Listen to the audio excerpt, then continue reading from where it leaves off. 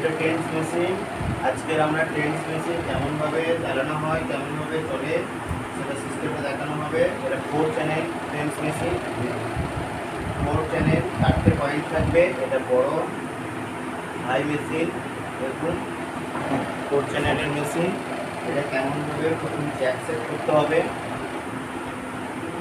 তারপরে পয়েন্টে দিতে হবে দাও, তারপরে এই প্লেট, ওহো প্লেটটাকে দেখানো হচ্ছে, দেখো দেখো সেট করো। এই পয়েন্ট দেওয়া হবে, পয়েন্টে সেট করা হলো। জ্যাকে এখানে ইউএসবি জেল দেওয়া হলো। এই ইউএসবি জেল এটা মেশিনটাকে চালু করো।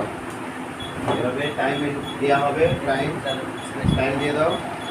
কোনো পেশেন্টকে 10 মিনিট বা 5 মিনিট দিতে পারে।